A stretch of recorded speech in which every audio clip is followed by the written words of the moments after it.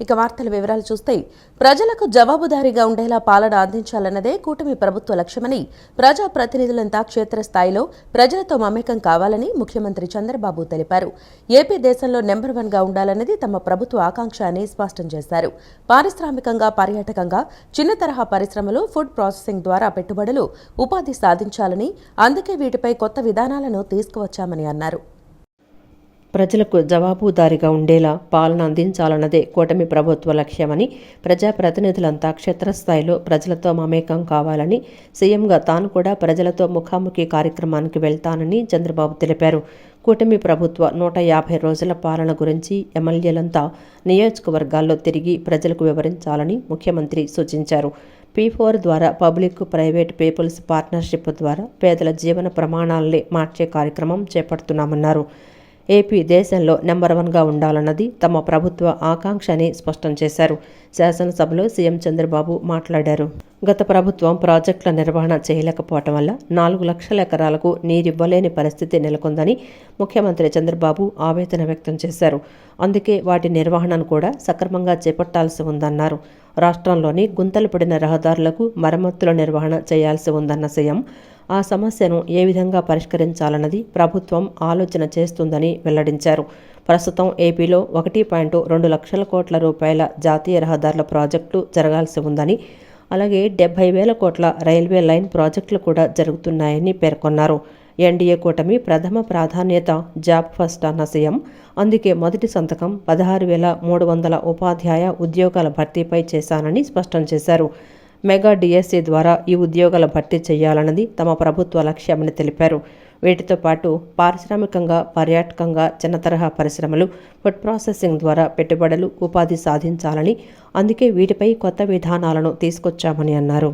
ఇక రాష్ట్ర పెట్టుబడులు ప్రోత్సాహక బోర్డులోనూ 85,000 కోట్ల పెట్టుబడులకు అనుమతిచ్చిందని గుర్తు చేశారు. 34,000 ఉద్యోగాలు వీటి ద్వారా వస్తాయని భావిస్తున్నామన్నారు.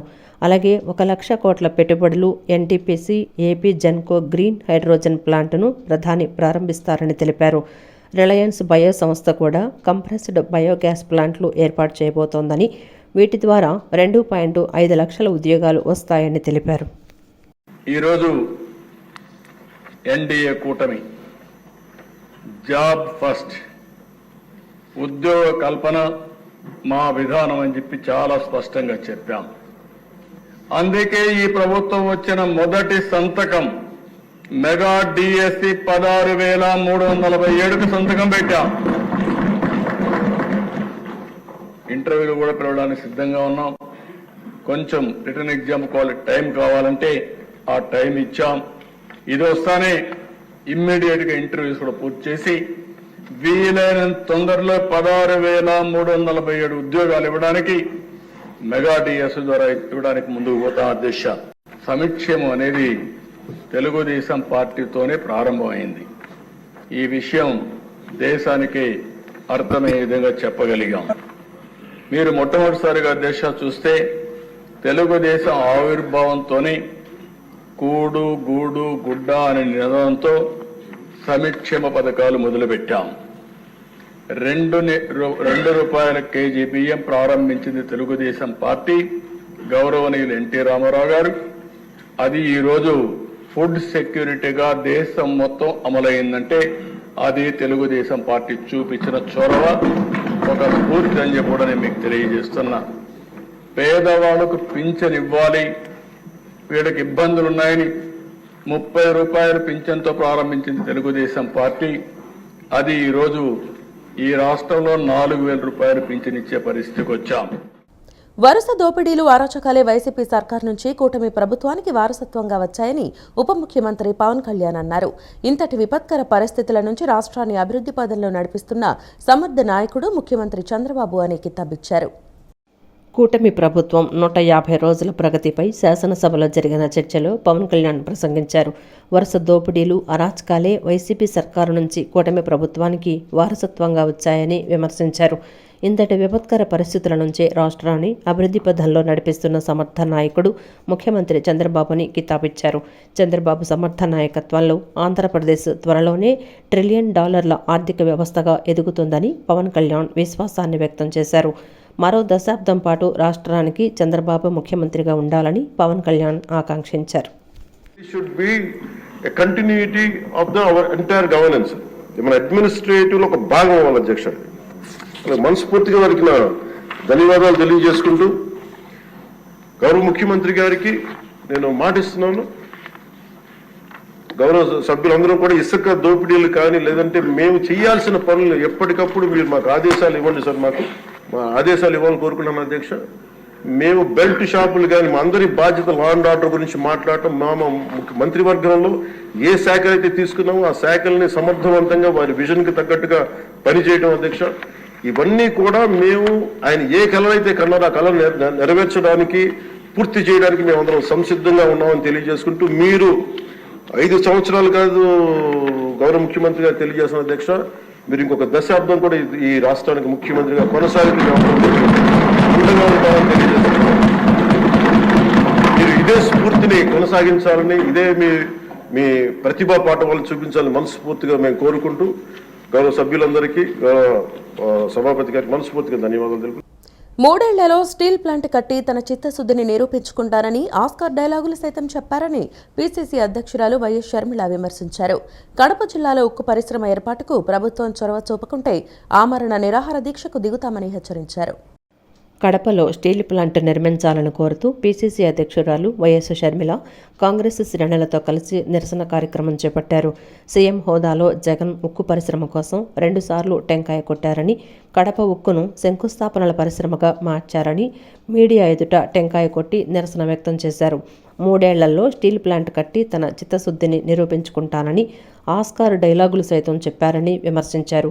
కూటమి ప్రభుత్వం ఉక్కు పరిశ్రమపై దృష్టి పెట్టాలని, లేకుంటే ఉద్యమిస్తామని షర్మిల తేల్చి చెప్పారు. 2014లో కాంగ్రెస్ పార్టీ అధికారంలోకి వచ్చుంటే కడప స్టీల్ ఫ్యాక్టరీ ఈ పార్టీకి పూర్తి కూడా అయిపోయేది. కానీ దురదృష్టం కొద్దీ 2014 కాంగ్రెస్ పార్టీ అధికారంలోకి రాలేదు కేంద్రంలో, కాబట్టి మనకి ప్రత్యేక హోదా రాలేదు. దాంతో పాటు ఏ ఒక్క విభజన హక్కు కూడా మనకు రాలేదు. దాంతో పాటు కడప స్టీల్ ఫ్యాక్టరీ కూడా రాకుండా పోయింది. 2014లోనే కడప స్టీల్ ఫ్యాక్టరీ అయినా ప్రత్యేక హోదా అయినా ఇవన్నీ కూడా సాకారం అవ్వాల్సి ఉంటే బీజేపీ పార్టీ పుణ్యమా అని 2014లో అధికారంలోకి వచ్చారు. అప్పటి నుంచి ఇప్పటి వరకు కూడా ఒక్క విభజన హామీ కూడా బీజేపీ పార్టీ ఆంధ్ర రాష్ట్రానికి నెరవేర్చలేదు. ఇది అహంకారం కాకపోతే ఏమిటి? కడప స్టీల్ ఫ్యాక్టరీ చేయాలి అన్నది విభజన హామీ అయితే కుదరదు అని తేల్చి చెప్పింది బీజేపీ పార్టీ. ఎంత ఆంధ్ర రాష్ట్రం అంటే ఎంత చిన్న చూపు కాకపోతే ప్రత్యేక హోదా ఇవ్వలేదు, ఒక్క విభజన హామీ నెరవేర్చలేదు, కనీసం కడప స్టీల్ ఫ్యాక్టరీ కూడా కుదరదు అని తేల్చి చెప్పింది బీజేపీ పార్టీ. అలాంటి బీజేపీ పార్టీకి పోయిన 5 సంవత్సరాలైనా ఇప్పుడైనా అంతకు ముందైనా అదే బీజేపీ పార్టీకి మద్దతిస్తున్నారు జగన్మోహన్ రెడ్డి గారైనా చంద్రబాబు గారైనా. రక్షిత మంచినీరు ప్రతి ఒక్కరి హక్కు అని డిప్యూటీ సీఎం పవన్ కళ్యాణ్ తెలిపారు. ప్రతి ఇంటికి నీరందిస్తామని భరోసా ఇచ్చారు. జల్ జీవన్ మిషన్ అమలులో ఏపీ దేశానికే తలమానికంగా ఉండేలా తీర్చిదిద్దుతామని వెల్లడించారు. కలుషిత నీరు అనే మాట వినపడకుండా చేస్తామని, కిడ్నీ సమస్యలు తగ్గిస్తామని చెప్పారు. కలుషిత నీరు అనే మాట వినపడకుండా చేస్తామని AP deputy CM Pawan Kalyan అన్నారు. నేడు ఏపీ శాసనసభలో ప్రశ్నోత్తరాల సమయంలో సభ్యులు అడిగిన ప్రశ్నలకు పవన్ బదులిచ్చారు. రక్షిత మంచినీరు ప్రతి ఒక్కరి హక్కు అని అన్నారు. ప్రతి ఇంటికి త్రాగునీరు అందిస్తామని భరోసా ఇచ్చారు. జల్ జీవన్ మిషన్ అమలులో ఏపీ దేశానికి తలమానికంగా ఉండేలా తీర్చిదిద్దుతామని చెప్పారు. కలుషిత నీరు అనే మాట వినపడకుండా చేస్తామని, కిడ్నీ సమస్యలు తగ్గిస్తామని తెలిపారు. చాలా ఆర్వో ప్లాంట్లు పాడైపోయాయని సభ్యులు సభ దృష్టికి తీసుకురాగా వాటిని పునరుద్ధరిస్తామని పవన్ కళ్యాణ్ తెలిపారు. ఒక ఉద్యానంలోనే కాదు, రాష్ట్రంలోని ప్రతి జిల్లాలో కిడ్నీ బాధితులు ఉన్నారని పవన్ అన్నారు. జల్ జీవన్ మిషన్కు కమిటెడ్ లీడర్షిప్ కావాలన్నారు. కలుషిత నీరు తాగి కిడ్నీ సమస్యలతో బాధపడేవారు పెరిగారంటూ ఆందోళన వ్యక్తం చేశారు. అన్నమయ్య జిల్లాలో ఒక దళిత పెద్దావిడ నీళ్లివ్వాలని అడిగితే తనకు కన్నీళ్లొచ్చాయంటూ ఆ ఘటనను పవన్ గుర్తు చేసుకున్నారు. మార్చి 2027లో జల్ జీవన్ మిషన్ పూర్తయిపోవాలన్నారు. ఈలోపు ప్రతి ఒక్కరికి స్వచ్ఛమైన నీరు అందాలని పవన్ కళ్యాణ్ స్పష్టం చేశారు. ప్రధానమంత్రి గారు కానీ కేంద్ర నాయకత్వం కూడా కోరుకుంటుంది ఏంటి అంటే, జల్ జీవన్ మిషన్ ని ఆంధ్రప్రదేశ్ దీన్ని ఒక దేశానికి తలమానికంగా చేసి become a role model to the entire nation అనేది ప్రధానమంత్రి గారు కూడా కోరుకుంటుంది. ఆయన అంతిమ లక్ష్యం కూడా ఏంటంటే కేవలం 2 గంటల్లో కాదు రావాల్సిన నీళ్లు, దాదాపు 24 గంటలు రావాలి నీళ్లు అనేది ఆ దిశగా కేంద్ర ప్రభుత్వం ఆలోచిస్తుంది అధ్యక్ష. దీన్ని ప్రత్యేకించి నేను గౌరవ సభ్యులకి నాకు అది ఎగ్జాక్ట్లీ ఒక స్టిపులేటెడ్ టైం, నేను ఇంతనే స్టిపులేటెడ్ టైం నేను వెంటనే మాట ఇవ్వలేకపోతాను అధ్యక్ష. బట్ ఈ ఉదయగిరి సంబంధించి కానీ అలాగే ఆర్ఓ ప్లాంట్స్ అడిగిన కొన్ని ప్రశ్నలు are planned at the level of 10 liters per day, sir. Jal Jeevan Mission aims at supply of clean and sustainable water at 55 liters per capita per day. Jal Jeevan Mission has been extended till March 27, Adhyaksha. So time bound program అంటే Jal Jeevan machine ఇది 27 లోపు expire అయిపోయే లోపు మొత్తానికి సాధ్యమైనంత మేరకు ఈ నీటి పూర్తిగా రక్షిత మంచినీరు సరఫరా అయ్యేలాగా, అలాగే ఈ మనకి సంబంధించిన ఈ సేఫ్టీ మనకి రక్షిత మంచినీటి ఏమైతే ఉన్నాయి పథకాలు ఉన్నాయో వాటన్నిటిని సద్వినియోగం చేసుకుని వాలంటీర్ వ్యవస్థపై కూటమి ప్రభుత్వం స్పష్టత ఇచ్చేసింది. మండలిలో వైసీపీ పక్ష నాయకుడు బొత్స సత్యనారాయణ అడిగిన ప్రశ్నకు సాంఘిక సంక్షేమ, గ్రామ వార్డు సచివాలయాల శాఖ మంత్రి డోలా బాలవీరాంజనేయ స్వామి స్పష్టత ఇచ్చారు. వాలంటీర్లు ప్రభుత్వ వ్యవస్థలో లేరని, 2023 ఆగస్టు నుంచి వాలంటీర్ వ్యవస్థను కొనసాగిస్తూ అప్పటి ప్రభుత్వం ఎలాంటి ఉత్తర్వులు జారీ చేయలేదని స్పష్టం చేశారు. రాష్ట్రంలో వాలంటీర్ల వ్యవస్థ మనుగడలో లేదని మంత్రి డోలా బాలవీరాంజనేయ స్వామి స్పష్టం చేశారు. గత వైసీపీ ప్రభుత్వం వాలంటీర్ల వ్యవస్థను రెన్యువల్ చేయలేదని ఆయన తెలిపారు. గత ప్రభుత్వ నిర్వాహకం వల్ల ఆ వ్యవస్థ కనుమరుగైపోయిందని అన్నారు. ఎన్నికల సమయంలో వాలంటీర్లకు ఇచ్చిన హామీలను అమలు చేసేందుకు తమ ప్రభుత్వం ప్రయత్నించిందని బాలవీరాంజనేయ స్వామి తెలిపారు. కానీ లేని వాలంటీర్లకు జీతాలు ఎలా ఇవ్వాలని ప్రశ్నించారు. వాలంటీర్లు విధుల్లో ఉంటే వారిని కొనసాగించేవాళ్లమని చెప్పారు. 2023 ఆగస్టు నుంచి వాలంటీర్ల వ్యవస్థ ఉనికిలో లేదని తెలిపారు. ఎన్నికలకు ముందు వారితో రాజీనామా చేయించారని, ప్రస్తుతం రాష్ట్రంలో వాలంటీర్లు లేరని చెప్పారు. 2023 ఆగస్టు వరకు వాలంటీర్లను కొనసాగిస్తూ గత ప్రభుత్వం జీవో ఇచ్చిందని, 2023 సెప్టెంబర్లో వారిని కొనసాగించే జీవో ఇవ్వలేదని తెలిపారు. వారిని కొనసాగిస్తున్నట్లు జీవో ఇచ్చి ఉంటే వారి జీతాలను కూడా పెంచేవాళ్లమని చెప్పారు. అయితే వాలంటీర్ల వ్యవస్థపై తమకు విశ్వాసం ఉందని ఆయన చెప్పడం గమనార్హం. శాసన మండలిలో ప్రశ్నోత్తరాల సమయంలో వాలంటీర్ల గురించి సభ్యులు అడిగిన ప్రశ్నలకు సమాధానమిస్తూ ఆయన ఈ మేరకు స్పష్టతనిచ్చారు. ఆ 2-3 నెలల్లో దానికి కొనసాగించడానికి వచ్చి ఉత్తర్వులు ఇవ్వలేకపోవచ్చు. ఇప్పుడు మీరు వచ్చి ఇవ్వచ్చు కదా, దాన్ని బ్యాక్డేట్ ఇవ్వచ్చు కదా. ఇవ్వకూడదు ఎక్కడుంది? బ్యాక్డేట్ ఇవ్వకూడదు రూల్ ఎక్కడుంది? చట్టం అంతేదే కదా, దాన్ని చేయొచ్చు కదా. నేను అంతకు వెళ్ళను. డైరెక్ట్ గా కొనసాగిస్తారా లేదా, కొనసాగించి మీరు ఎన్నికలు ఇచ్చే 10,000 రూపాయలు ఇస్తారా లేదా, ఆ 2 మాటలు చెప్పండి చాలు. చేస్తారు మంత్రి గారు. అధ్యక్ష, ఎల్ఓపి గారు సీనియర్ అండి, వారికి ముందు నేను చెప్పాను, మళ్ళీ అది అడిగారు కొనసాగిస్తారు లేదన్నారు. మేము కొనసాగిస్తామని మేము చెప్పిన మాట వాస్తవం అధ్యక్ష. లేని వాళ్ళే పిల్లోడికి ఏం పేరు పెట్టారు, లేని పిల్లోడికి ఏం పెడతారు? వ్యవస్థ అంటావా? వ్యవస్థ ఉంది, కానీ మీరు జీవో ఎందుకు ఇవ్వలేదు? మీకు వాళ్ళ మీద ప్రేమ ఉంటే 2023 సెప్టెంబర్ మీరు ఎందుకు జీవో ఇవ్వలేదు? మీరు ఇచ్చిన జీవోలు పాతలో మీరు చూసుకుంటే ఒకసారి అధ్యక్ష, వాళ్ళు 39/20 ఒక జీవో ఇచ్చారు, తర్వాత 14/8/21 ఒక జీవో ఇచ్చారు అధ్యక్ష, 14/8/22 ఒక జీవో ఇచ్చారు అధ్యక్ష, 14/8/23 ఒక జీవో ఇచ్చారు అధ్యక్ష. ఆ జీవోల్లో సారీ అధ్యక్ష, ఒక్క నిమిషం అండి, 39/20 ఒక జీవో ఇచ్చారు అధ్యక్ష, 31/3/22 ఒక జీవో ఇచ్చారు అధ్యక్ష, తర్వాత 29/9/22 ఒక జీవో ఇచ్చారు అధ్యక్ష. 29/9/22 జీవో ఇస్తూ 15/8/22 నుంచి 14/8/23 వరకు వాళ్ళది కొనసాగిస్తూ జీవో ఇచ్చారు అధ్యక్ష. మళ్ళీ 23 వాళ్ళు ఎందుకు 2023 సంవత్సరం ఎందుకు జీవో ఇవ్వలేకపోయారు అంటే వాళ్ళ ప్రభుత్వం నుంచి దిగిపోతామని తెలిసే ఆ జీవో ఇవ్వలేదు అధ్యక్ష. వాళ్ళు చేసే తప్పులకు ఉండరని చెప్పి జీవో ఇవ్వలేదు. ఈ రోజు మమ్మల్ని బ్లేమ్ చేయడం కోసం వాళ్ళు ఇది వాడుతున్నారు అధ్యక్షగా. మేము కొనసాగిస్తా ఉన్నాం, మీరు జీవో ఇచ్చుంటే మేము కొనసాగించే వాళ్ళం. ఇక్కడ ప్రశ్న ఉత్పన్నం కాలేదు అధ్యక్ష. కొనసాగించే మేము జీతాలు పెంచుతా ఉన్నాం, లేని వాళ్ళకి ఎలా పెంచుతాం అధ్యక్ష? మంత్రి గారు ఇంకా అవ్వలేదు మాట్లాడుతున్నట్టు అధ్యక్ష. నేను చెప్పింది అధ్యక్ష, వాళ్ళు అడిగిన ప్రశ్న సమాధానాలు ఇచ్చారు అధ్యక్ష. లేని బిడ్డకి పేరు పెట్టమని, లేని బిడ్డకి ఏదో చేయమని అడిగినట్టుగా ఉంది అధ్యక్ష. వ్యవస్థలో వాళ్ళు ఉన్నారు, కానీ 2023 ఆగస్టు నుంచి వాళ్ళని రెన్యువల్ చేయలేదు. చేయలేని వాళ్ళకి ఒక ఫేక్ ముఖ్యమంత్రి, ఫేక్ కేబినెట్, ఫేక్ గా వాళ్ళకి రాజీనామాలు, ఫేక్ డ్రామాలు, ఈ రోజు మళ్ళీ ఫేక్ ప్రశ్నలు. రవాణా రంగ సమస్యలను పరిష్కరించే దిశగా ప్రభుత్వం ఆలోచించాల్సిన అవసరం ఎంతైనా ఉందని ఏపీ లారీ ఓనర్స్ అసోసియేషన్ ప్రధాన కార్యదర్శి ఈశ్వర్రావు కోరారు. అధికారంలోకి వచ్చిన 100 రోజుల్లోనే గ్రీన్ ట్యాక్స్ ను తగ్గిస్తామని లోకేష్ హామీ ఇచ్చారని గుర్తు చేశారు. ఈ ప్రగతి నుండి వాహన్ కు డేటా మైగ్రేషన్ వల్ల లారీ యజమానులు తీవ్ర ఇబ్బందులు పడుతున్నారని ఆవేదన వ్యక్తం చేశారు. విజయవాడ బెంచ్ సర్కిల్ సమీపంలోని లారీ ఓనర్స్ అసోసియేషన్ హాల్లో నిర్వహించిన మీడియా సమావేశంలో మాట్లాడిన ఆయన ప్రభుత్వం సానుకూలంగా స్పందించి వెంటనే సమస్యల పరిష్కారానికి చొరవ చూపాలని, లేని పక్షంలో ఆందోళన బాట తప్పదన్నారు. 1000 రూపాయలు ఉన్న అపరాధ రుసుము దాన్ని 20,000 చేయటం, ఈ రకంగా ఎక్కడ ఏ గ్యాప్ లేకుండా మొత్తం వ్యవస్థనంతటినే మా రవాణా రంగాన్ని మొత్తం పీల్చి పిప్పి చేసిన పరిస్థితులు ఉన్నాయి. మరి అదే సందర్భంలో ప్రతిపక్షంలో ఉన్నప్పుడు మన చంద్రబాబు నాయుడు గారికి, మరి అట్లాగే పవన్ కళ్యాణ్ గారికి వాళ్ళకు కూడా ఈ విషయాలన్నీ కూడా మేము తెలియజేయడం జరిగింది.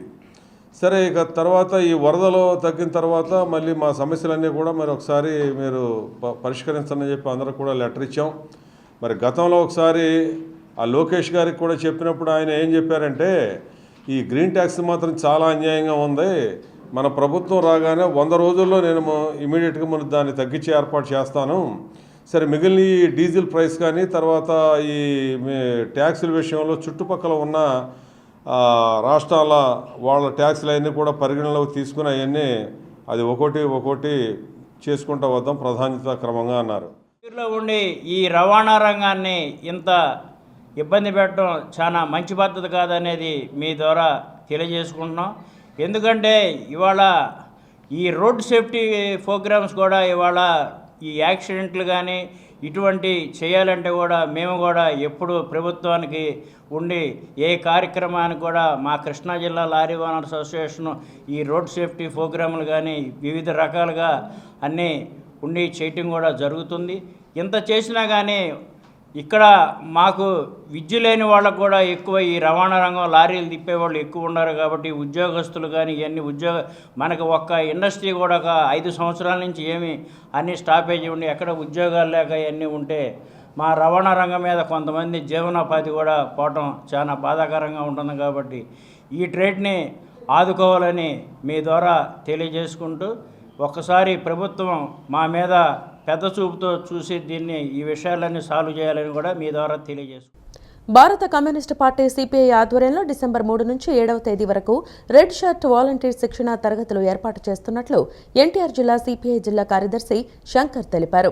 డిసెంబర్ 7వ తేదీన నందిగామలో రెడ్ షర్ట్ వాలంటీర్ల కవాతు బహిరంగ సభలు నిర్వహిస్తున్నట్లు వెల్లడించారు. నగరంలోని హనుమాన్పేట దాసరి భవన్లో ఎన్టీఆర్ జిల్లా సిపిఐ జిల్లా కార్యదర్శి దొన్నెపూడి శంకర్ విలేకరుల సమావేశాన్ని నిర్వహించారు.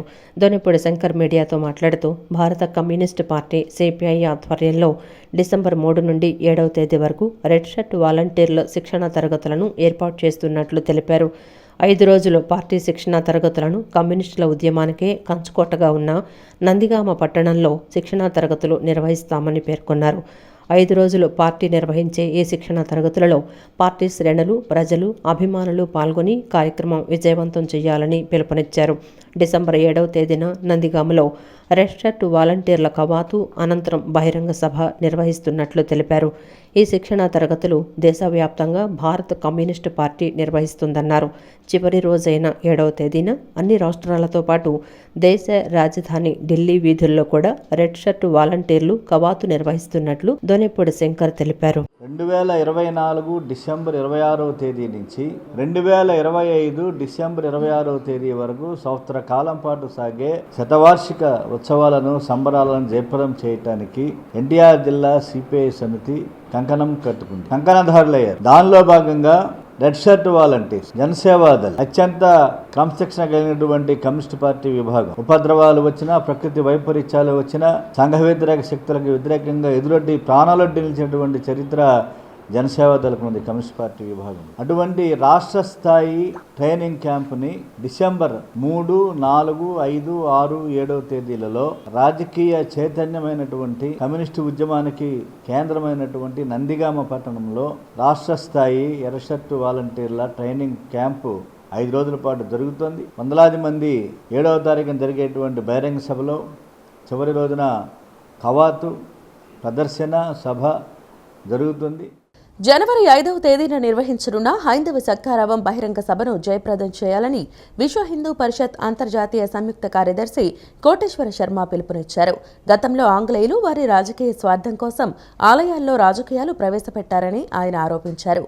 హిందూ ధర్మాన్ని కాపాడటానికి హిందువులు ఏకం కావాలన్నారు. నగరంలోని సత్యనారాయణపురం విశ్వ హిందూ పరిషత్ కార్యాలయంలో సంయుక్త కార్యదర్శి కోటేశ్వర శర్మ విలేకరుల సమావేశాన్ని నిర్వహించారు. కోటేశ్వర శర్మ మీడియాతో మాట్లాడుతూ జనవరి 5వ తేదీన నిర్వహించనున్న హైందవ శంఖారావం బహిరంగ సభ నిర్వహిస్తున్నట్లు తెలిపారు. హిందూ సమాజానికి దేవాలయాలు ప్రధాన కేంద్రాలని అన్నారు. పూర్వం ఆంగ్లేయులు రాజకీయ లబ్ధి కోసం దేవాలయాలలో రాజకీయ ప్రవేశపెట్టారన్నారు. ఆనాటి నుండి నేటి వరకు అదే పద్ధతి ఆలయాల్లో కొనసాగుతోందన్నారు. అనేక రకాల అవకతవకలు కేవలం రాజకీయం వల్లనే జరుగుతున్నట్లు ప్రాథమిక నిర్ధారణకు వచ్చినట్లు స్పష్టం చేశారు. హిందూ దేవాలయాలలో జరిగే అవకతవకలు యావత్ హిందువులు ఎదుర్కొనే సమస్యలన్నీ ఈ సభలో చర్చిస్తామన్నారు. ఈ కార్యక్రమం పూర్తిగా రాజకీయ ప్రమేయం లేకుండా జరుగుతుందన్నారు. ఆంధ్రప్రదేశ్ రాష్ట్ర వ్యాప్తంగా ప్రతి గ్రామం నుండి ప్రతి హిందూ సోదరులు కదిలి రావాలని విజ్ఞప్తి చేశారు. నిర్వహణ వ్యవస్థని అస్తవ్యస్తం చేస్తున్నటువంటి కారణంగా విశ్వ హిందూ పరిషత్ యొక్క స్థాపన నుంచి గత 60 సంవత్సరాలుగా ఈ దేవాలయ వ్యవస్థ హిందూ సమాజానికి స్వతంత్ర ప్రతిపత్తి కలిగిన రీతిలో అప్పగించాలని, దేవాలయాలలో ధార్మికమైనటువంటి కార్యకలాపాలు, ఆర్థికమైనటువంటి ఆధ్యాత్మికమైనటువంటి కార్యకలాపాలలో జరుగుతున్నటువంటి అవకతవకల నుంచి ఈ దేవాలయ వ్యవస్థను కాపాడుకుని మన ధర్మము సంస్కృతి దీన్ని ప్రచారం చేసుకోవడానికి దేవాలయ వ్యవస్థని స్వతంత్రంగా రూపొందించుకోవాల్సినటువంటి అవసరం ఉన్నది అని చెప్పని విశ్వ హిందూ పరిషత్ మొదటి నుంచి భావిస్తూ ఈ విషయాన్ని ప్రభుత్వాల ముందుకు తీసుకురావడం జరుగుతూ వచ్చింది. అనేకమైనటువంటి సందర్భాలలో దేవాలయ వ్యవస్థలో జరుగుతున్నటువంటి అవకతవకలన్నింటినీ ప్రభుత్వాల దృష్టికి తీసుకువస్తున్న దళిత మహిళ మొండితోక భూదేవి స్థలాన్ని ఆక్రమించుకున్న వారిపై చర్యలు తీసుకుని స్థలాన్ని భూదేవికి అప్పగించి న్యాయం చేయాలని మానవ హక్కుల సంఘం ఎన్టీఆర్ జిల్లా కార్యదర్శి పి సాంబశివరావు డిమాండ్ చేశారు. సాక్షాత్తు రాష్ట్ర మంత్రి కలెక్టర్కి చెప్పినప్పటికీ కింది స్థాయి అధికారులు దళిత మహిళకు న్యాయం చేయడం లేదని మండిపడ్డారు. నగరంలోని గాంధీనగర్ ప్రెస్ క్లబ్ నందు మానవ హక్కుల సంఘం ఎన్టీఆర్ జిల్లా కార్యదర్శి పి సాంబశివరావు విలేకరుల సమావేశాన్ని నిర్వహించారు. సాంబశివరావు మీడియాతో మాట్లాడుతూ ఏకొండూరు మండలం కృష్ణారావు పాలెంలో నివసిస్తున్న మొండితోక భూదేవికి చెందిన 20 సెంట్ల స్థలాన్ని స్థానికులు ఆక్రమించుకుంటే స్థానిక పోలీస్ స్టేషన్లో ఫిర్యాదు చేసినప్పటికీ పోలీసులు ఎటువంటి చర్యలు తీసుకోలేదన్నారు. గ్రామ అధ్యక్షురాలు కూడా దళిత మహిళా స్థలాన్ని ఆక్రమించుకున్న వారికే మద్దతు పలుకుతున్నారన్నారు. రాష్ట్ర మంత్రి కలెక్టర్కు చెప్పినప్పటికీ కింది స్థాయి అధికారులు దళిత మహిళకు న్యాయం చేయటం లేదని మండిపడ్డారు. వ్యవస్థ కానీ ఆమె వెళ్ళి ఆడ పోయి కేసు కంప్లైంట్ ఇద్దామని చెప్పి అక్కడ పోతే ఆమె ఏదో చేతురిచ్చుకొని ఎక్కడి నుంచో ఒక దాన్ని ఏమంటారంటే అణగారిన వ్యవస్థ, ఎప్పుడూ పాతకాలంలో ఉన్న వ్యవస్థలాగా అలా చూస్తున్నారు. ఆమె కేసులు తీసుకోరు, పట్టించుకోరు. ఎఫ్ఐఆర్ కాగితం ఒకటి మొగాన పడుగుతారు. ఆమె ఇప్పుడు వాటికి ఇచ్చిన కేసులకు సంబంధించిన కాగితాలు ఒక దగ్గర 100-150 ఉంటాయి దానికి సంబంధించి. దీని గురించి నేను రెవెన్యూ మినిస్టర్ అనగాని సత్యప్రసాద్ గారి దగ్గర తీసుకెళ్లాను. ఆయన కలెక్టర్ గారికి చెప్పారు ముందు పని చూడండి అని. మరి ఆయనేమో కలెక్టర్ గారేమో మరి అక్కడ తిరువూరు ఆర్డీఓ గారికి పంపించామండి, వాళ్ళు చూస్తారని చెప్పారు. వాళ్ళు చూసింది ఏమీ లేదు. కొత్తగా వచ్చిన ఎంఆర్ఓ మొన్న రీసెంట్ గా పోతే అమ్మా నీ పని నేను చేసి పెడతా అన్నాడు. తర్వాత ఎందుకు వచ్చావు, నీ పని ఏం కాదు, వెళ్ళు, నీకు అంత భూమి ఆడ నుంచి వచ్చింది, ఎవరైతే రాశారో వాళ్ళని తీసుకురమ్మన్నారు. వాళ్ళ అమ్మగారు చనిపోయారు, చనిపోయిన వాళ్ళు కూడా రమ్మంటున్నారు. ఇలాంటి వ్యవస్థలో మనం బ్రతుకుతున్నాం. వీళ్ళకి అండగా మేము హ్యూమన్ రైట్స్ ద్వారా వీళ్ళకి అండగా మేము ఉన్నాం. ఎన్టీఆర్ జిల్లా మానవ హక్కుల చీఫ్ రజని మాట్లాడుతూ దళిత మహిళకు న్యాయం చేయాలని ఎస్సీ కమిషన్ను కలుస్తున్నట్లు తెలిపారు. దళిత మహిళకు న్యాయం జరిగే వరకు మానవ హక్కుల సంఘం ఆధ్వర్యంలో న్యాయ పోరాటం చేస్తామన్నారు. అయితే ఇప్పుడు సమస్య వచ్చింది అని చెప్పి మేము గవర్నమెంట్ దగ్గరికి తీసుకెళ్ళాము, తర్వాత రాజకీయ నాయకుల దగ్గరికి తీసుకెళ్ళాము. ఏ ఒక్కరూ స్పందించలేదు. హ్యూమన్ రైట్స్ అంటే మేమేమో గొడవలకు వచ్చే మనుషులు కాదు, ఎలాంటి ప్రలోభాలకు లొంగకుండా ప్రజలకి ప్రభుత్వానికి అనుసంధానంగా మేము ఉంటాము. కాబట్టి ఇలాంటి విషయాలలో మాకు చేతైనంత వరకు మేము న్యాయంగా మేము పోరాడతామని మాత్రం ఈ విధంగా మీడియాకు విన్నవించుకుంటున్నాము. ఎలాంటి పరిస్థితుల్లో కూడా ఈవిడికి న్యాయం జరిగే వరకు అయితే మాత్రం మేము పోరాడుతూనే ఉంటాము. ప్రభుత్వానికి మేము బద్ధశత్రులు అయితే కాదు. ప్రభుత్వానికి ప్రజలకి మధ్య అనుసంధానం మాత్రమే ఇది. ఈ ప్రెస్ మీట్లో తనకి ఖచ్చితంగా న్యాయం జరగాలని ఇక్కడ మేము మీ అందరినీ సమక్షంలో విన్నవించుకోవడం జరుగుతుంది. గిరిజనుల జీవితాన్ని తెలియచెప్పే కేసీఆర్ చిత్రాన్ని ఆదరించాలని చిత్ర హీరో డైరెక్టర్ జబర్దస్త్ రాకేష్ కోరారు. విజయవాడ సినిమాకు అడ్డా అని ఇక్కడి ప్రజల అభిమానం ఉంటే సినిమా విజయం సాధిస్తుందని చెప్పారు. తనకు ఏ రాజకీయ నాయకులు, దర్శక నిర్మాతల అండదండలు లేవని పూర్తిగా తన కష్టం మీద ఈ చిత్రాన్ని నిర్మించినట్లు వెల్లడించారు. విజయవాడలో కేసీఆర్ చిత్ర బృందం సందడి చేసింది. మూవీ ప్రమోషన్లో భాగంగా నేడు మొగల్రాజపురంలోని ఓ హోటల్లో విలేకరుల సమావేశం ఏర్పాటు చేశారు. ఈ సందర్భంగా hero and director Jabardasth Rakesh మాట్లాడుతూ ఆంధ్ర ప్రజలు కేసీఆర్ మూవీని ఆదరించాలని కోరారు. విజయవాడ సినిమాకు అడ్డా అని అన్నారు. ఇక్కడి ప్రజల అభిమానం ఉంటే సినిమా విజయం సాధిస్తుందని చెప్పారు. అందరి కృషి కారణంగానే మూవీ ఇక్కడ వరకు వచ్చిందని చెప్పుకొచ్చారు. ఈ చిత్రంలో 4 పాటల్లో ఒక పాటని కేసీఆర్ ఆవిష్కరించారని, ఇది కేసీఆర్ మీద నిర్మించిన చిత్రం కాదని, పూర్తిగా ట్రైబల్ స్టోరీ అని వెల్లడించారు. లంబాడీల జీవిత శైలి, బావ మరదళ్ల ప్రేమ కథ, తండ్రి కొడుకుల మధ్య బంధాన్ని చిత్రంలో చూపించామన్నారు. కేసీఆర్ చిత్రం నిర్మాణానికి తన ఆస్తులన్నీ అమ్ముకున్నానని అన్నారు. తెలంగాణలోని ఓ ప్రాంతంలో జరిగిన యథార్థ గాథని చెప్పారు. నటి రోజా తనకు తల్లి లాంటిదని, ఆమె ప్రోత్సాహం వల్లే చిత్రం ఇక్కడి దాకా వచ్చిందన్నారు. తన చిత్రానికి వాల్ పోస్టర్ కూడా నేనే అతికించుకున్నానని, తన చిత్రానికి తానే ప్రమోషన్ ఇచ్చుకుంటున్నానని చెప్పారు. తనకు ఏ రాజకీయ నాయకుల, దర్శక నిర్మాతల అండదండలు లేవని, పూర్తిగా తన కష్టం మీద ఈ చిత్రాన్ని నిర్మించినట్లు చెప్పారు. నా సినిమాకి ఇంకేదో టైటిల్ పెడితే ఇంత బజ్ వచ్చేది కాదు. ఇక్కడే కాదు, ప్రపంచవ్యాప్తంగా చాలామంది అంటారు నీకేంటి రాజకీయాలతో సంబంధం, నీ వయసు అంతా, నువ్వేంటి, నీ వెనక ఎవరున్నారని.